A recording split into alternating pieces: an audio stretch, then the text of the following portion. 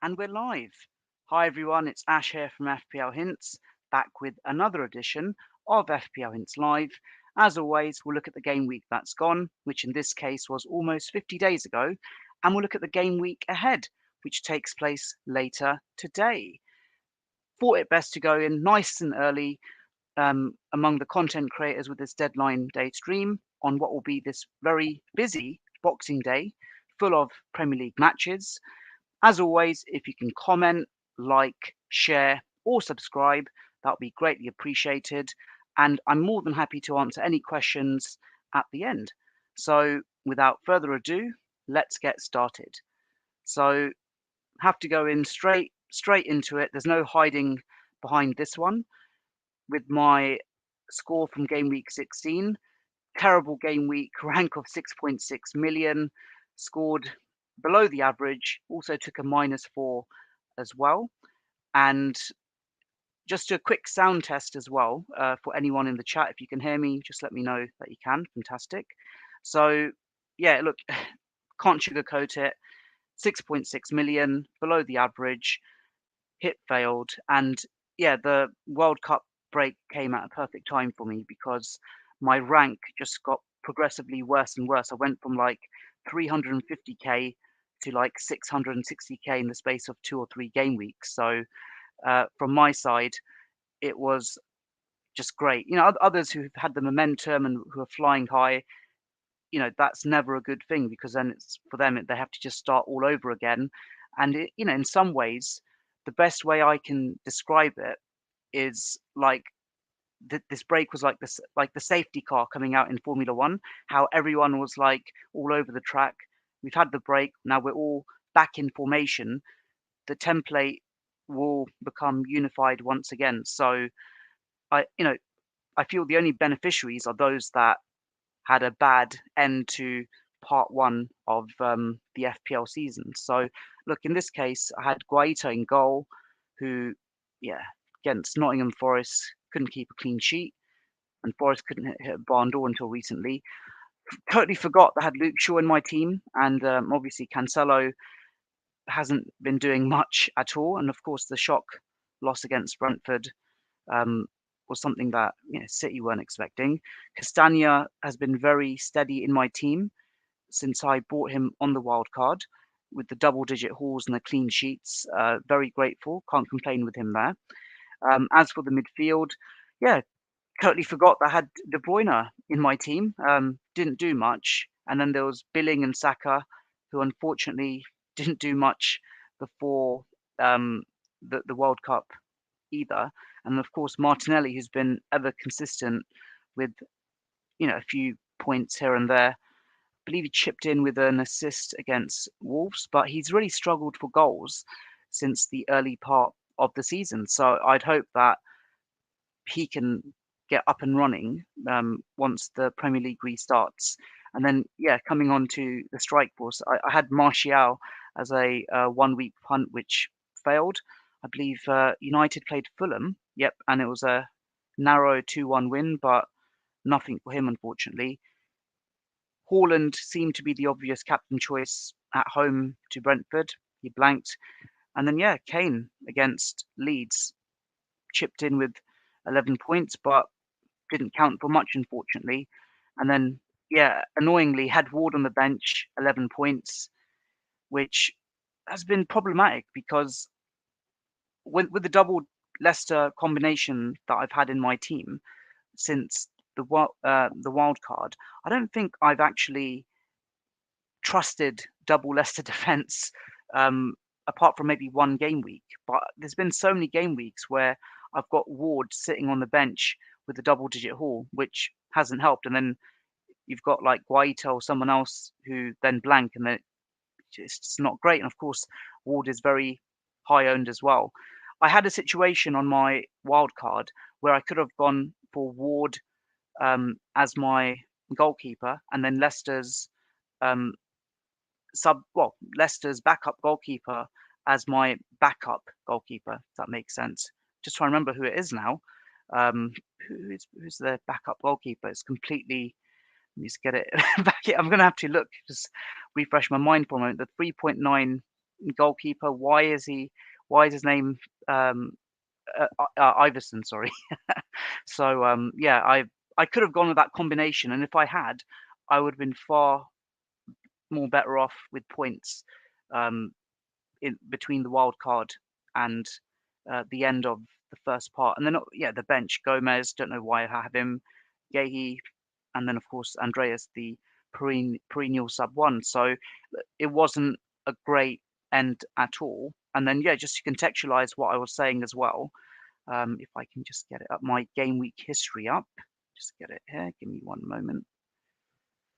And yeah, I'm one who loves to amplify when I've done well in FPL. I'm not one who enjoys amplifying when I haven't done well, but I've got to do it in this instance. It just basically the Queen died in September, and my rank just plummeted.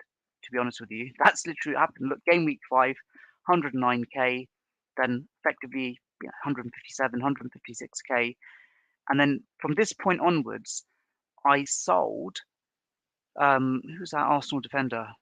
Name Saliba. Sold him because I thought he wouldn't keep a clean sheet against Brentford, and then of course he keeps a clean sheet and scores a goal, and then the rank just goes into a tailspin. Basically 300k for a few game weeks, which yeah is manageable. Then gradually I take more risks and I sell Trippier, which massively backfires because I actually had him from the start, and then he chips in with double-digit hauls. Almiron becomes like a full-on bandwagon template player by game week 13, 14, but I didn't trust him at that stage. And yeah, the rank progressively goes down from 300k to 400k, and then yeah, just an extra 400k to 600k jump in game week 16 was yeah a low blow in the end. So wasn't a great end, but you know what? I'm hoping it's a recoverable situation. Am I going to finish in the top 5k or top 10k this season? I highly doubt it.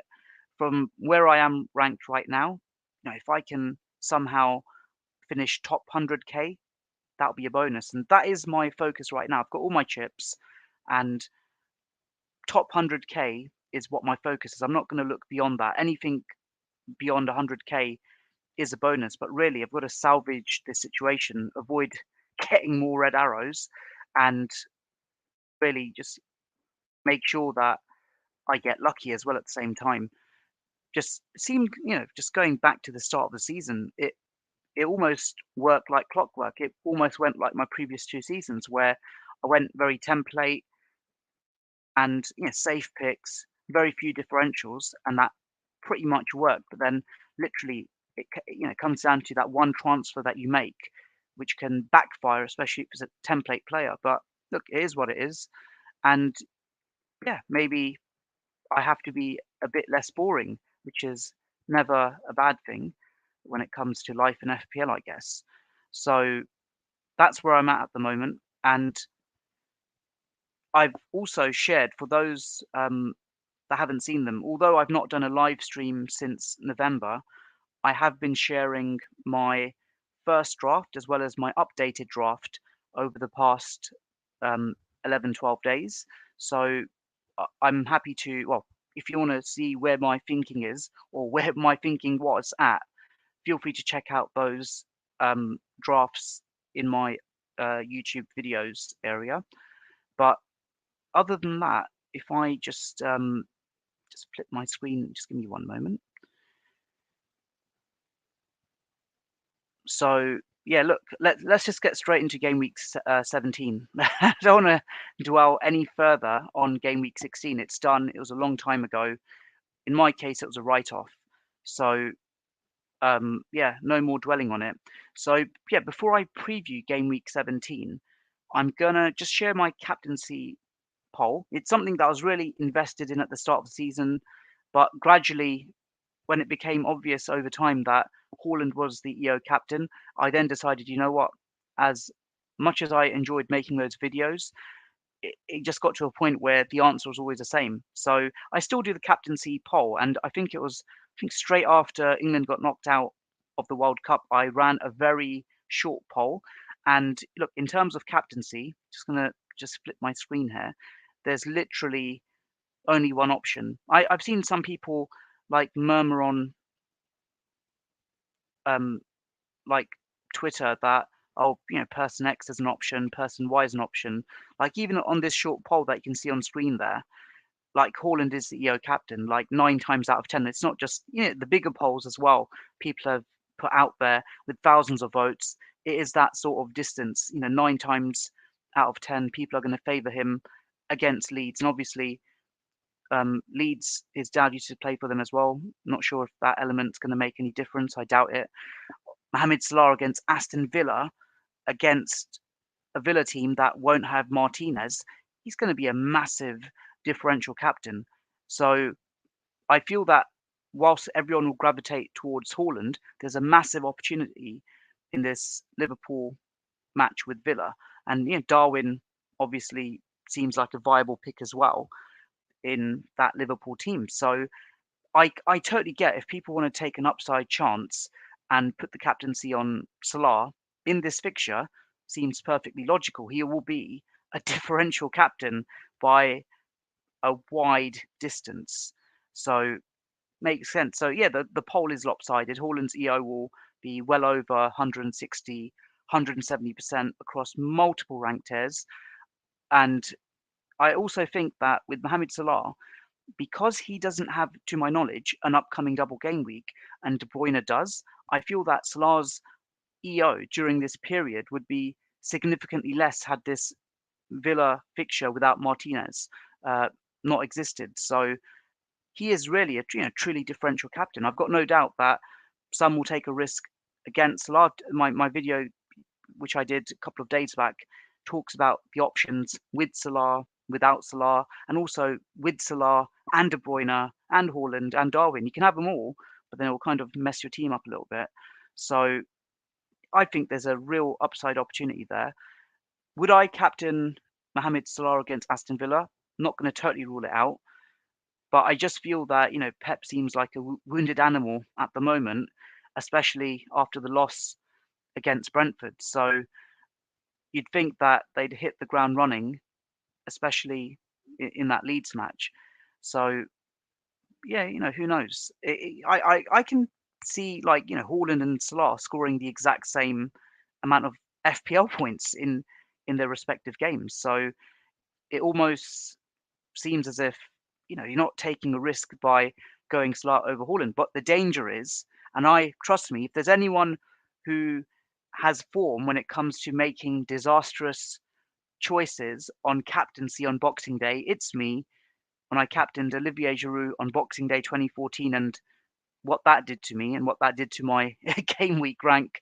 So like I have this bias and fear that if I go for the contrarian captain on this day specifically, and if Salah blanks and he's obviously got the first fixture ahead of Haaland, and then Haaland absolutely you know goes mad against Leeds, then that will massively devastate your rank.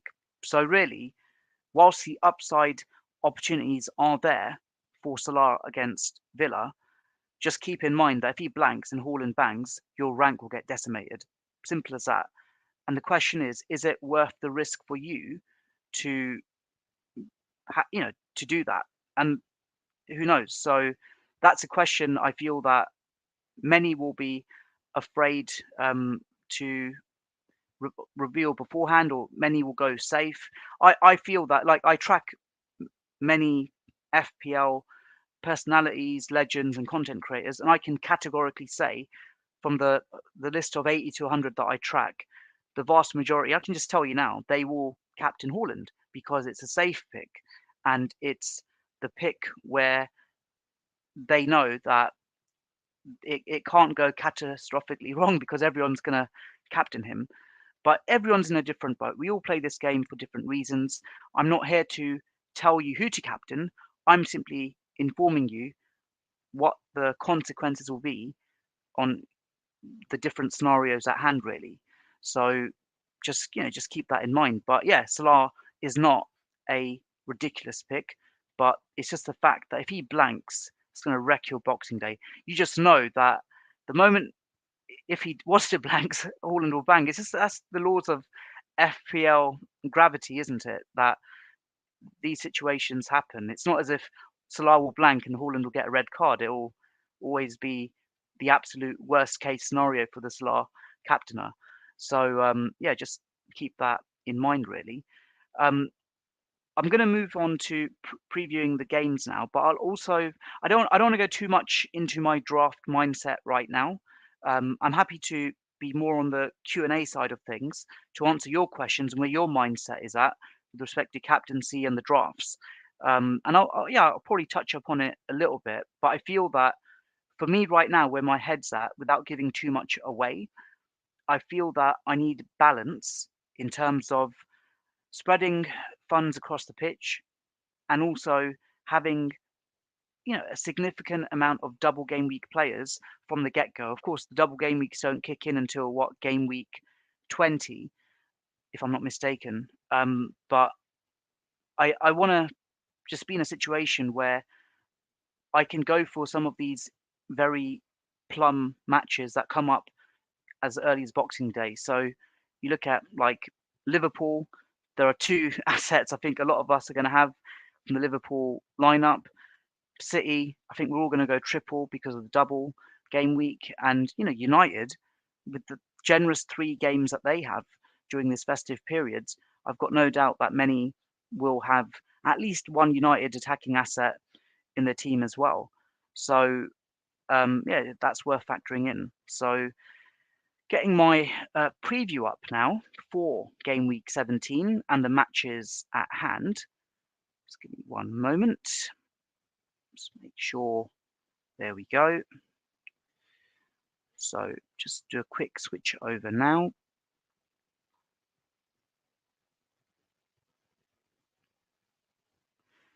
Yeah, so that first match on Boxing Day at lunchtime, UK time, we've got Brentford against Leeds. Now, I'm not sure how many have seen this quote that's been floating about with what Antonio Conte said, I think a day or two ago, where he, and just very carefully, I'm going to just literally say verbatim what has been quoted, that Spurs boss Antonio Conte may rest all his World Cup stars. So the quote has been a bit of a worry because I know some people were interested in Kane. I highly doubt he's going to put out like a reserve team against Brentford, considering that a lot of the players have been rested. It's not like the entire Spurs team were playing in the World Cup final, but yeah, he basically says he's not really happy, and just make sure with a quote. In one hand, you're happy because of my club Tottenham to have 12 players at the World Cup. It means that we are in the right way to try to be competitive and to try to win something.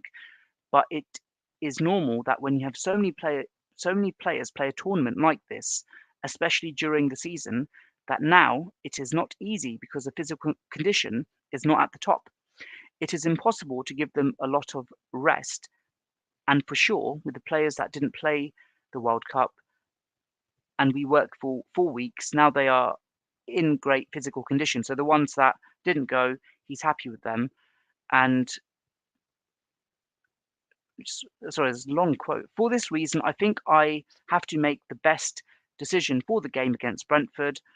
On one side, I have players who I've worked with for 4 weeks really well. And on the other side, I have players who worked at the World Cup and are not at the top at the moment. So he's hinting clearly that some of those players that played in the World Cup will be rested. He hasn't said they'll definitely be rested.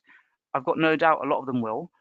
I believe in the case of Hugo Lloris, I don't want to misquote this. I believe he will definitely be rested. Let me just get the right information. Yeah, they will not face Brentford. So Romero and Lloris they're definitely out. But then, I just can't see like Richarlison. I think he's even fully fit actually. But Kane, I just can't see Kane not starting that fixture. And I know in the case of like Man City, there was like a report that said, who was it? Was it Phillips? He wasn't fully. Let's get this information. 1 second, let me just get this right. Don't want to misquote myself here. Yeah, it was Calvin Phillips that apparently he returned overweight. So I'm a bit confused. I would have assumed that the players who played in the World Cup, that they're fit and raring to go, but clearly you've got instances where players have returned back not fully fit. So maybe we've not really factored that in. We've just assumed the best players who weren't playing in the advanced stages at the World Cup will automatically play. So I guess that's not necessarily the case here. So look, in terms of that Brentford Spurs match, let's assume that Brentford have a relatively strong team. With Ivan Toney, I know there's stuff about him in the news before the World Cup and after the World Cup, in fact. So, is he going to start? I honestly don't know. Let me just check if there's any updates on him. Um, Talks about potential ban, but yeah, I don't even know if Ivan Toney's going to start that match. Um, in all honesty, maybe someone will say otherwise, but yeah, look, it's a London derby match. Had it been a fully fit Spurs team, you'd expect Spurs to win this game. And literally, we have no idea what the Spurs lineup is going to be. I'm going to call this a very narrow Spurs win. I think it could easily be a draw, but as it stands right now, I just don't feel massively enthused having any Spurs players in my team right at this very second, just due to the uncertainty. I just wouldn't want a 1 minute cameo from a player that's worth, who isn't a budget player.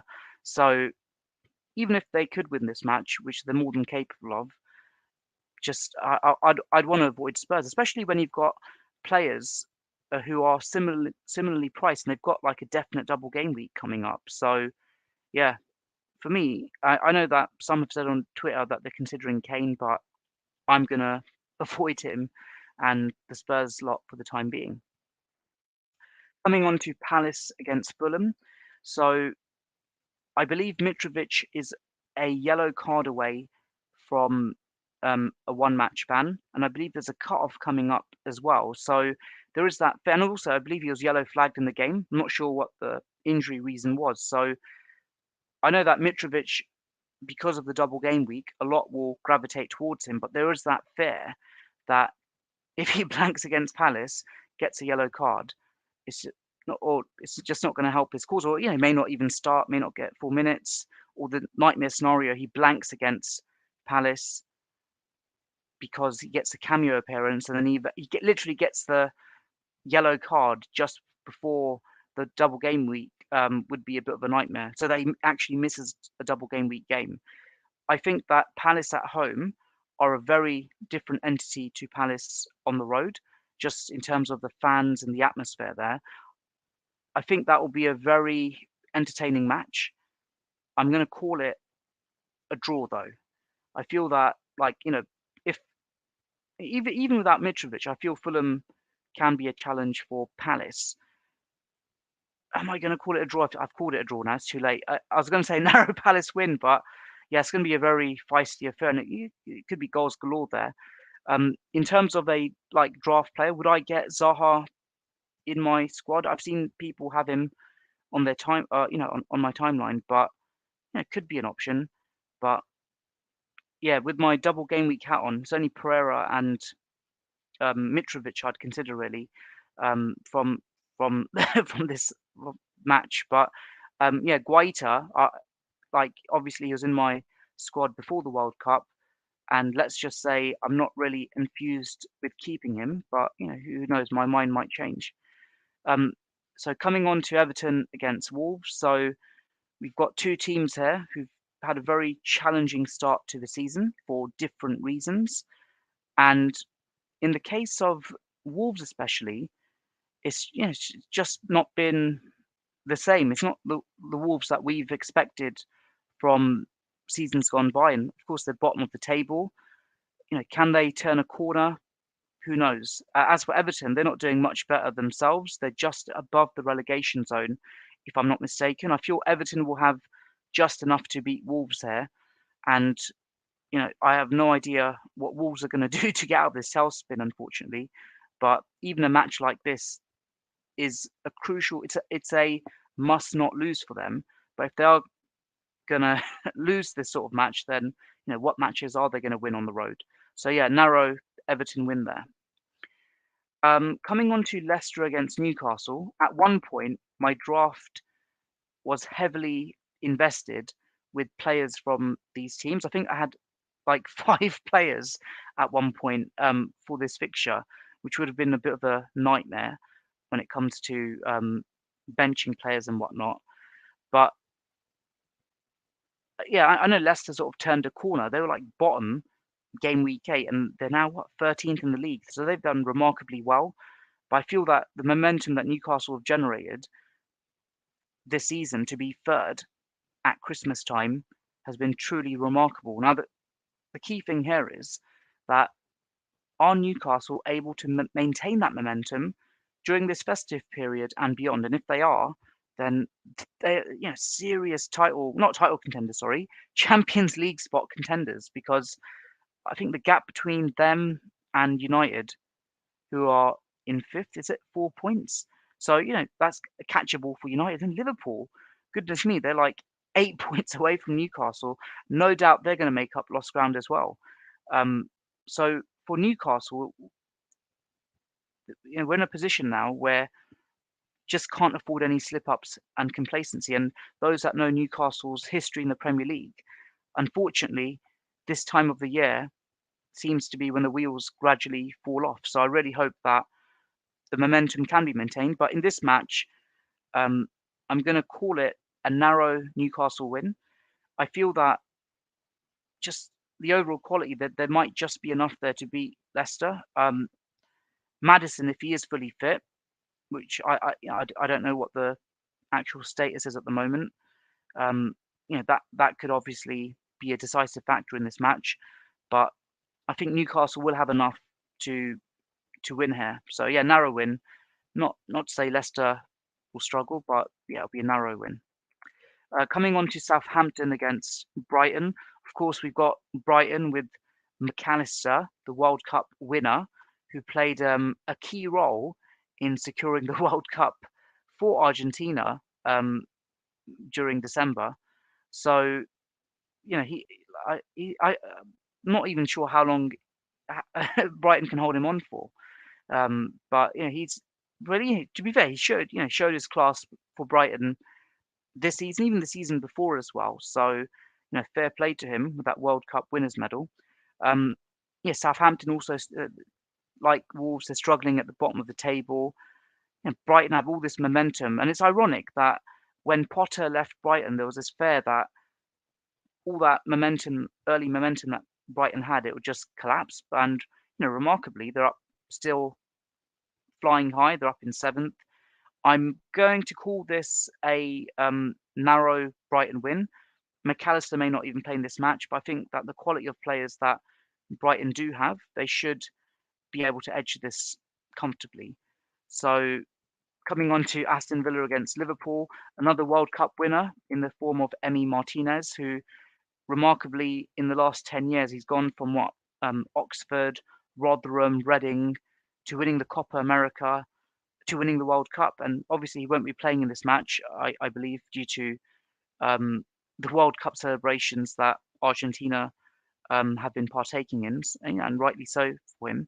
But has to be on paper, because Martinez isn't there, comfortable Liverpool win. If Liverpool can't win at Villa Park against the Villa team as they are right now, then how on earth are they going to qualify for the Champions League? They literally can't afford any more slip-ups. 4 defeats in the Premier League is so unacceptable for Klopp's Liverpool, and it would just be like beyond belief if they lose once again. So has to be a comfortable Liverpool win, nothing more, nothing less, and Klopp knows that, and the players know that as well. And coming on to the evening Boxing Day match, it's Arsenal against West Ham. Of course, Arsenal top of the table. I believe that's the first time that they've topped the table since the 13-14 season. So, that's a big accolade for them. And they're playing West Ham, who had a somewhat of a subdued start to the season. In fact, if I'm not mistaken, they've got the joint most amount of losses in the Premier League this season, alongside Southampton and West Ham. The only difference is I think they've just won an extra match more uh, for those teams. So this has to be a comfortable Arsenal win. I know Jesus will be a massive loss in this match. Questions remain answered on what Nketiah can do, and obviously Nketiah had his chance at the end of last season, wasn't too bad then, but it's a case of, can Martinelli, Odegaard, and Saka do their best without Jesus? You'd expect them to put up a fight, even if it's a narrow win. A win's a win for Arsenal. And yeah, I'm going with that. A win for Arsenal to remain top of the table on Boxing Day.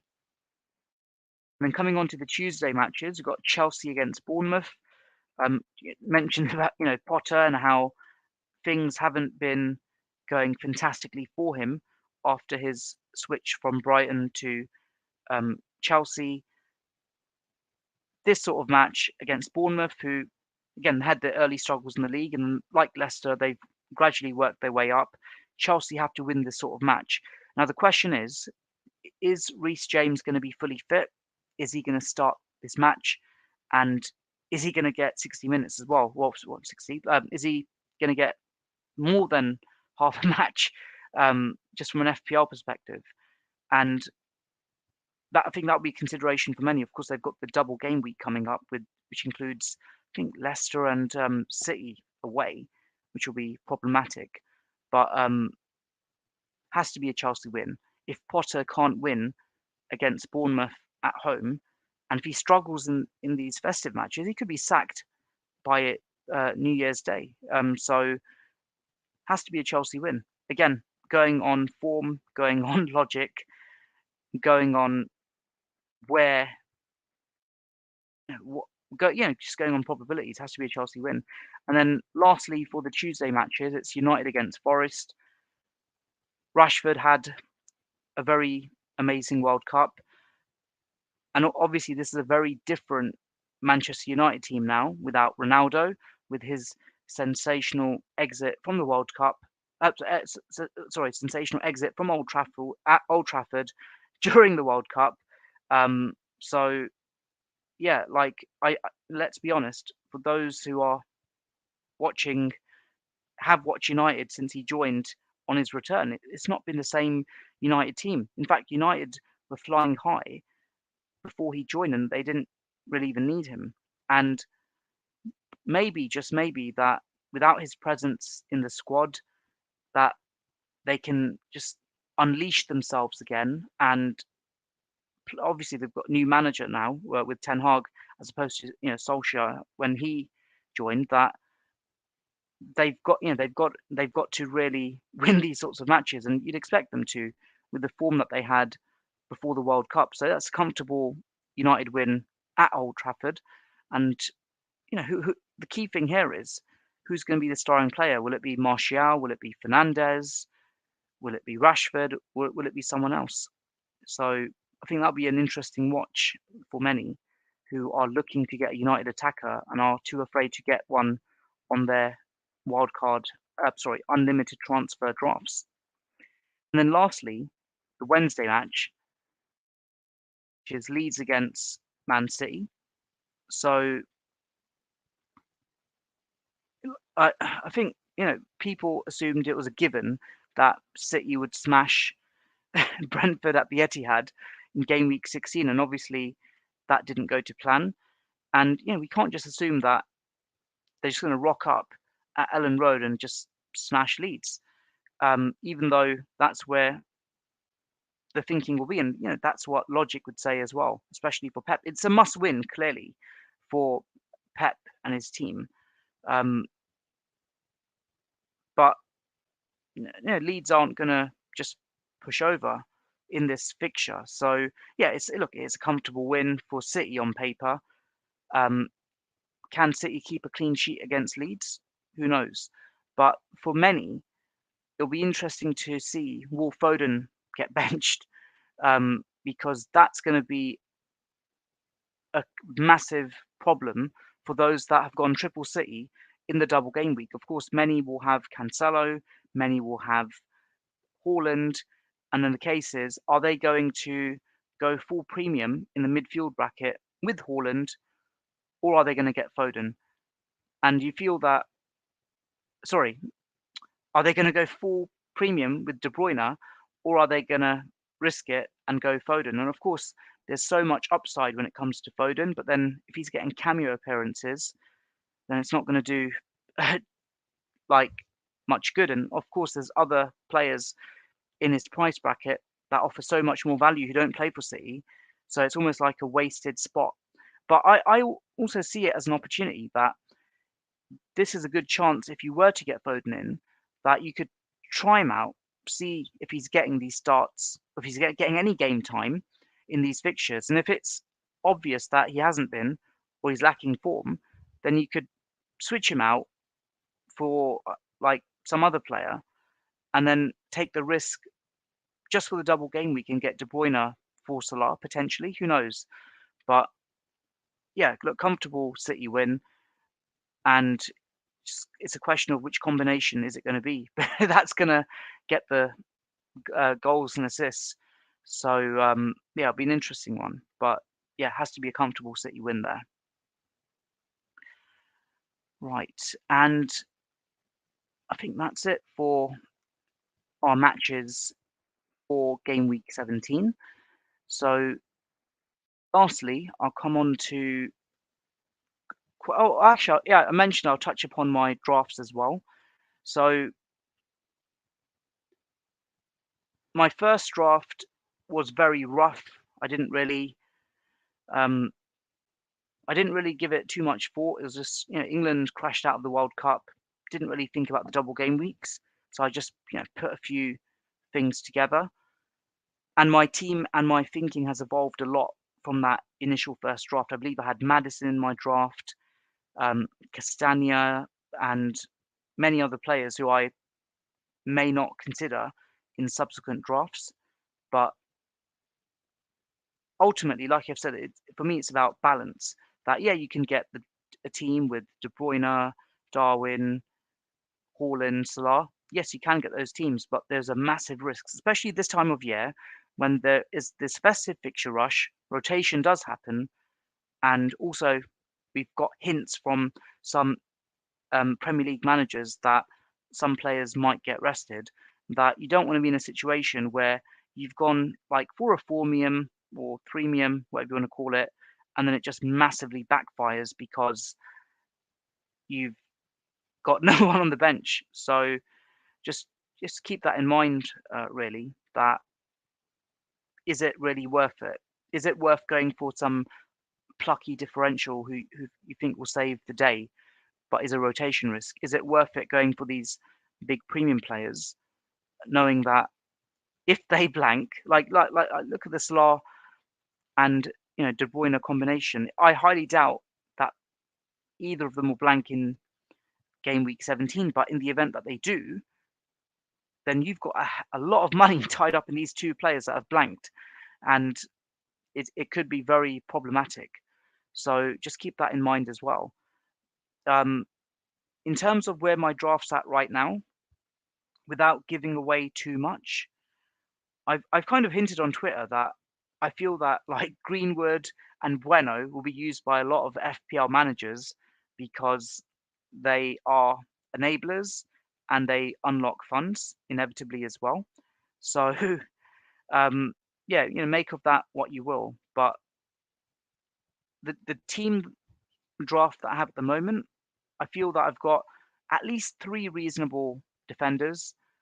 I've got at least 5 reasonable midfielders, and I've got at least 2 reasonable strikers. So I'd be looking at, as a default, a 3-5-2 formation. But then I'm looking at, do I want to stick to that, or does 3-4-3 appeal more to me?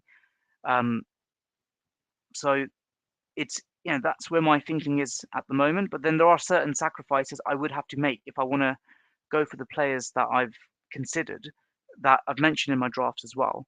And it's the goalkeeping situation. I definitely don't want a premium goalkeeper. It's just not worth it with the value. I kind of feel that I wasted so much points and value, and also getting locked out of Triple City by having Edison in at the start. And yeah, kept a few clean sheets, but then for what he's worth, you kind of were hoping for more clean sheets. So I don't want to be stuck in that situation again. I feel that the budget goalkeepers on a points per million basis offer sufficient value, and it is what it is on that front. So yeah, that's where my thinking is at on the draft. And what I'll do is I will reveal my draft team, but caveat, I'll reveal it literally after the deadline. Um, it's just the way I do things, that it's under lock and key. I know that it's the standard thing for content creators to share their drafts before the deadline, which I used to do for about 10 years, but I find it so much more liberating, and have more peace of mind knowing that it's my team and I don't have to share it to everyone beforehand. So that's what my thinking is behind that. Um, so yeah, let's go straight into the questions. And if you have any questions, you can DM me or just pop them in the chat, and then we'll wrap up. So let's just go through it chronologically. Can you explain why most people are dropping Kane this game week? So I kind of alluded to that answer at the start of the stream, where Antonio Conte has hinted that some of the World Cup returning players might be rested. At the very least, will get managed minutes. I personally think Kane will start against Brentford, but who's to say he'll play a full match? Um, and I would rather get a player in that price tag that hasn't gone to the World Cup or has got more than sufficient rest. So I feel that like Salah and Haaland make perfect sense. I'd rather have them than Kane at this moment in time. It's not that Kane's a bad pick, but we just don't know what his fitness level is straight after the World Cup. Like in the case of that, Calvin Phillips was overweight. Not that Kane will be overweight, but just it seems like there's too many variables in play if I was to pick Kane on this unlimited transfers draft. So yeah, it's a definite no for me due to the reasons that I've mentioned. Um, seriously considering Foden and Kane over De Bruyne and Mitrovic. Is the drink talking or a decent punt? Um, I like the Foden pick, to be honest with you. It's a very upside pick, and it's just a case of, is he going to get managed minutes or cameo appearances? My gut says I would hope he would get more starts this time around. Kane, I've already answered that question. Just seems too much of a risk. And you're saying over De Bruyne and Mitrovic. With Mitrovic, like we said, yellow flagged, yellow card question. Whereas, if you were willing to do a sideways move for Mitrovic for Nketiah or even Martial, in the case of Nketiah, potential double game week for him with Arsenal. Martial is a bit more of a risk because of injury issues, fitness issues, and managed minutes. But you could potentially do this. You could go for Martial with those 3 tempting games in the festive period. And then if it doesn't work, you can just flip him out for a Mitrovic or Nketiah if his double game week fixture gets confirmed.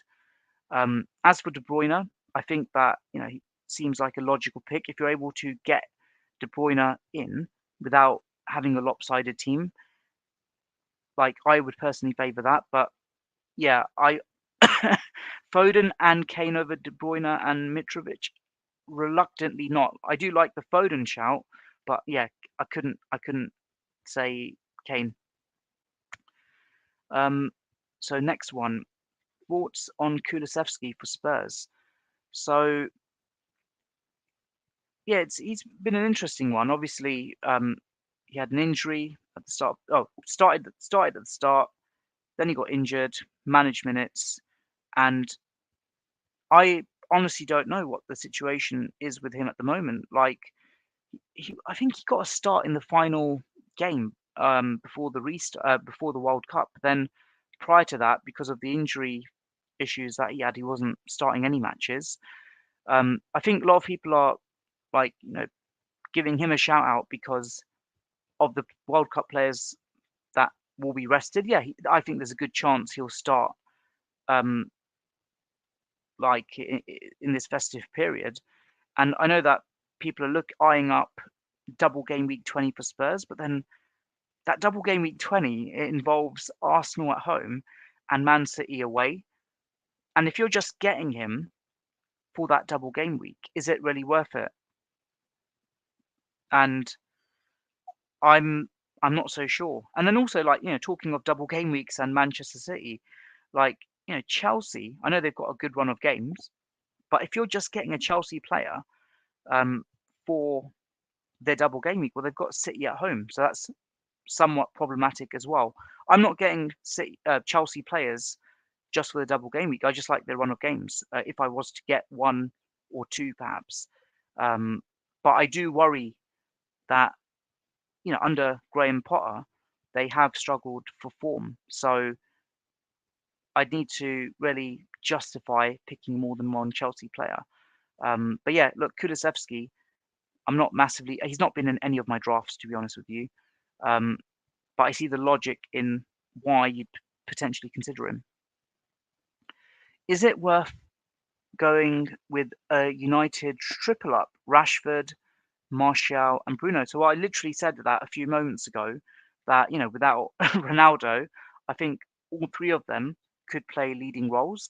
And if you want a really upside team um, for the festive period, especially just before the double game weeks, I know there's someone who mentioned like doing a triple up of De Bruyne, Foden, and Haaland.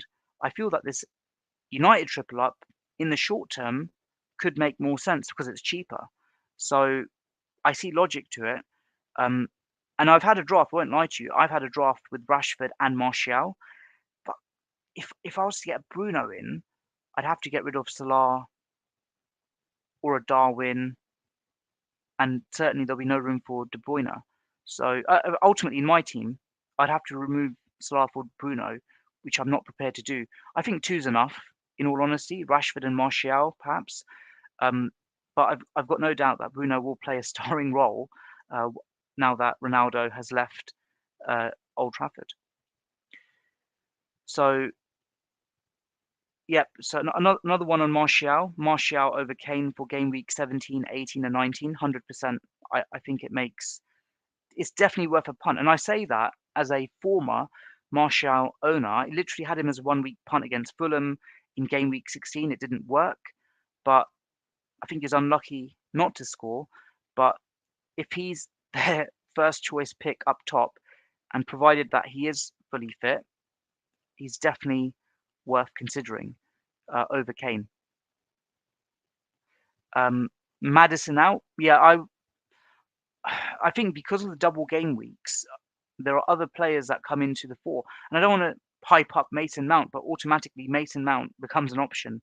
Saka, obviously, because Arsenal are due to have this to be confirmed double game week as well. Foden, there are other players that, stand out for him. I don't know why Maddison didn't get any minutes in the World Cup. Obviously, he had that fitness problem just before, didn't start a single minute. Is he fully fit? Who knows? But yeah, I just couldn't justify having Maddison at the moment. They've got two tricky games at the start. But my issue is that like a player like Maddison, if I don't get him in early, I probably won't have him at all for any part of the season because he's just one of those players that obviously done amazingly well for goal involvement for the past season and a half among English players, but just one of those players that if you don't get him in early, you won't get him. But I can't justify him right now. Start with Foden or start with Zaha and switch to Foden for Everton. Not sure on him starting. So yeah, we've touched upon this. And it's a tough one. Like I would want Foden for the double game week, but then you just know that he's not going to play 180 minutes, right? Uh, for the double game week. Obviously they've got Leeds generous fixture as well, and then Zaha, he's got a good fixture against Southampton. But yeah, it's a tough one. But then if you're not too bothered about the double game week, then you could say just go for Zaha. But with Foden, you just know there's so much value tied up in him. He's got a double-digit haul ready to go if he can start a full match against a non-elite team. You just know that. He's got that in his locker. It's just really a case of if, Pep's going to allow him to play and allow him to play and be able to do that. But it's a risk. And yeah, the Foden question, I won't lie to you, he has been on in many of my drafts. It's really a case of am I going to do lock and key on him? And if I'm not mistaken with Zaha and Palace, they start off with some reasonable games at the start. But then the fixtures do become slightly trickier, albeit like not immediately. Fulham home, Bournemouth away, but then it's Tottenham, Chelsea, Newcastle, United throughout Jan. And is it really worth getting him in? Obviously, he's the talisman. He can do whatever he wants for them. But yeah, I'm not really so hot on Zaha right now, and because of this desire to do some upside chasing, I would consider Foden. But I see the logic in getting Zaha. Like for starts and for a talisman player, obviously Zaha over Foden. But then, yeah, it's just a case of how much are you willing to risk. And I feel that like there's other players in that price bracket or thereabouts, like Saka, who could also be an option, as I've mentioned. Thoughts on Doherty? So I'm just looking at Tottenham's fixtures. If you're getting Doherty in for the double game week, yeah, it's not looking rosy with a double dark red block fixtures, and then you've got Brentford, Villa, Palace in the initial ones. Will Spurs even keep a clean sheet? And with the hint that Conte's given that players will get rested, yeah, will Doherty potentially start in this period? Probably yes. But will he keep clean sheets? And then will he maintain regular starts beyond that? Who knows? Like I would say that, in Doherty's price bracket, if I just bring it up, I feel that there's other players you could potentially target. So if I'm just getting it here, yeah, it's 4.6 million. Why not get Ben White? Ben White with a potential double game week, and I would personally better run of games as well. I would favour, and I believe it would be an easier double game week than Spurs's. So I think that's where my thinking is at with respect to Doherty. Yeah, I'm not hot on the Spurs players because so many played in the World Cup. Manager has hinted that players will get rested. So yeah, I couldn't consider him. And then just looking at like the most owned players right now in FPL, of course, unlimited transfers has let us make changes. And like Haaland's EO is like, his FPL ownership is 84%, which is mad. That's 84% across like all teams, like 10 million or whatever it is. You got Trippier, 65.6%, more than half owned Cancelo, almost half owned Martinelli, and surprisingly, Jesus, who's out until Feb potentially, very high ownership, 41% still own him. Perhaps there are 41% dead teams. Who knows? De Bruyne, wow, 39%. I didn't realize his ownership was that high, so I'm kind of sweating there if he's not in my draft at the moment. And then yeah, Almiron 38%. It's just so gutted. Saliba 35%, and I can't get him because of sold him and his price has gone up since then. So I'll have to make do with a Ben White if I'm going to get Arsenal defensive cover. And yeah, I'm just shocked that far more people own Salah than Salah. Sorry, far more own De Bruyne over Salah. But of course, De Bruyne has a double game week, and it's a tough one. I kind of want De Bruyne, but I know that it's like a disaster class waiting to happen. That you get Foden in, you have Salah, of course. Salah blanks, Foden gets rotated, and then De Bruyne hauls um, in the match against Leeds and all the festive fixtures. So and his ownership is so high as well, so that's a bit of a worry for me. Um, but can I justify not owning Salah? I can't. So perhaps I might need to go, dare I say it, to this premium or freemium model after all. But yeah, it's when you go on that model, you don't own James. You are very restricted in your midfield, and I think your striking options are very sparse as well. So, it's a tough one.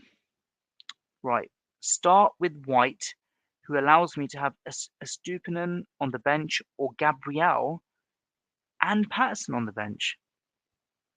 You've got two Arsenal players.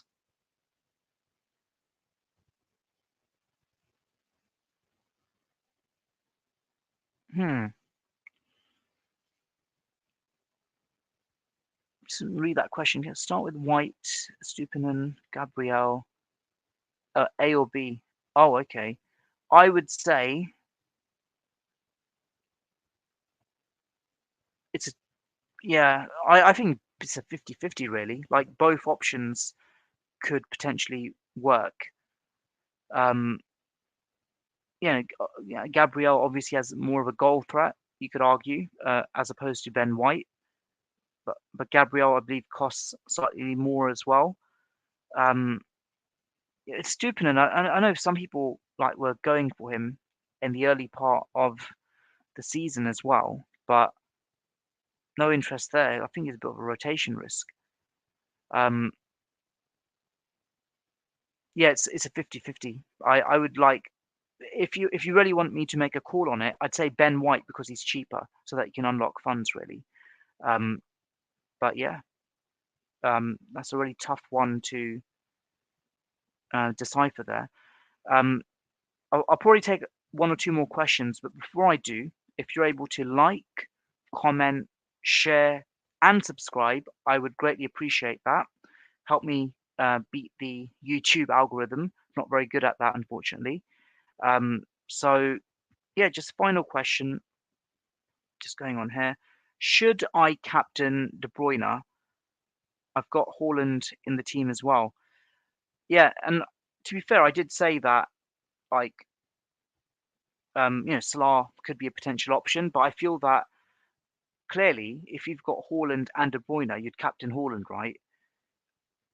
In terms of the goal threat, and then you'd hope that De Bruyne would create the goals, Haaland will score the goals. Um, yeah, again, if you're upside chasing, he's probably a out of the box option, but Haaland for me is the safest captain. Like it doesn't make sense to just go out there. It doesn't matter where you're ranked, like top 100K, bottom 10 million, whatever. For me, it just seems like a tremendous risk to just go out, all guns blazing, risk it all. It backfires, and you're playing catch up from the get go. And I've mentioned like this analogy that be at the start of the season or a restart, think of it as if like I've mentioned like safety car, we're all in formation. Think of it like more of like a cycling peloton. We're all back in the peloton now, and yeah, we're all going to have a bit of variation. We're going to do things differently, but the risk is if your little risk that you take or big risk that you take backfires, you're going to be way back of the peloton. In fact, you won't even be in the peloton. You'll be out of the peloton, and that's something that you need to ascertain if you're willing to take that risk. And when it comes to captaincy, just doesn't make sense at this moment in time when everyone's going to captain Haaland. So yeah, I wouldn't. Yeah, I would I consider getting De Bruyne in? Yes, if I could justify it, but I certainly wouldn't captain him. Right. So I think there we have it. We're at the top of the hour. So uh, I believe that was my first ever Boxing Day stream, and it was the first Boxing Day FPL stream as well among the content creators. No doubt many more will take place later on in the day. Um, so happy to have done that and nipped it in the bud. So look, wishing you all the best. As mentioned, my first draft and updated drafts are on my channel, so feel free to check them out. And I will share my final FPL draft just after the deadline, so you won't see it unfortunately. Still tinkering away, still working out different options. But yeah, there's certain players I really wish I can shoehorn in, and I might have to take that risk, but who knows? Anyway, on that note, enjoy the onslaught of matches during Boxing Day. May your arrows be green, may your mind be serene, and if you've missed any of this, feel free to watch it on playback. Take care and all the best, everyone. Thank you. Bye.